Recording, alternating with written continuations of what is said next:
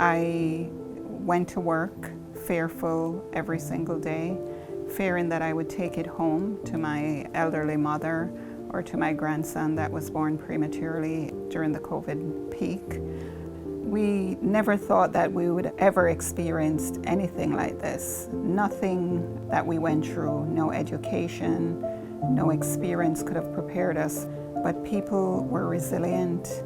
We leaned on each other, we supported each other, we laughed together, we cried together, and that is what got us through it. Today, people are hopeful, they're less fearful, they're cautious, but we're optimistic. So I remember when I got the call the night before that the vaccine was coming.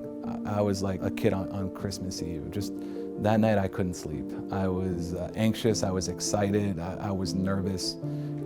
We got the call and we ran out to the loading dock. The joy that it was physically there was absolutely remarkable.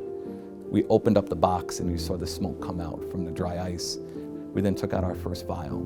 We then brought it into the IV room, we mixed it up, and then we brought it over to the vaccination site, where Sandra Lindsay was sitting there waiting for the vaccine. As that needle pierced my flesh, I felt incredibly hopeful, and that finally healing was here. I felt relieved. My shoulders kind of went back into position after being up to my ears for months. December 14th was a historic day.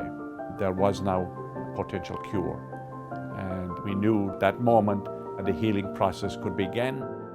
The amount of energy within the room, the excitement that we actually had a solution to this pandemic was unbelievable. It was one of the best days of my life.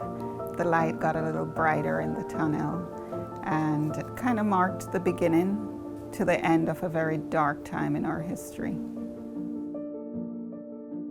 History is important, and given the nature of the pandemic, being able to preserve all of the material that was used that day as we gave the first vaccination is historic. And a place as prestigious as the Smithsonian is extraordinary. I did not expect to be part of an event that would be shipping off my scrub pants that I've had for years. My ID, I've had that ID since I landed at LIJ. To know that my items will be in a prestigious museum as the Smithsonian, there are no words. I wanted to be a part of the solution to instill public confidence, particularly in communities of color, as historically we've been hesitant about vaccine and trust in the medical community. People will, in the future, be visiting the Smithsonian, be able to see this presentation, and be able to remember what actually happened in the year 2020. I hope that when people visit the museum, they will stop to honor the lives of people who did not make it during this time. I hope that it will inspire some discussions for future generations, that people will go back and see what a challenging time it was for so many people, for our nation, for the world. This is not just a vial of a vaccine. This represents hope and innovation. And this ability to have a solution to the pandemic gave a lot of people strength to continue to fight the good fight so we can beat this virus and move back to a better tomorrow. When you go through a crisis like this, it is almost impossible not to learn about what you can potentially do in the future. If we were able to take care of this circumstance, imagine what we can do when we are not in a crisis mode. I think it shows the level of effort to put together the largest vaccination program in U.S. history. So there was a tremendous level of complexity in this endeavor that needed to be coordinated to make sure that we vaccinate people safely, effectively, and efficiently. Because the vaccine is so precious, we couldn't afford to waste any doses.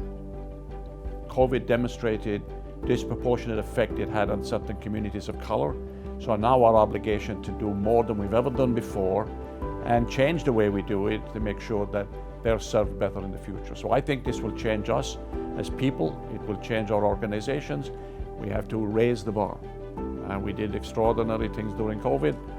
we can do much more extraordinary things post-COVID because of what we learned during COVID. When I look back and I reflect, I see the faces of the healthcare workers and how they leaned on each other and they supported each other during this time. The sacrifices that people made to put their lives in jeopardy to save lives. That people worked incredibly hard. We lost a lot of lives, unfortunately, but we did save a lot of lives. Without the people on the front lines doing what they did each and every day, you could never be able to deal with a circumstance like this. They overcame fear, trepidation, and basically saved the community. That's what they did. Seeing those moments of humanity, seeing as the healthcare workers were going in and out of work, and people were applauding and people were banging on their pots and doing those things, I will always have those images in my head forever. And then as people were getting better and they were getting discharged and people were applauding and they were going and embracing their loved ones, it was just unbelievable. And that will be images in my mind that I'll have forever.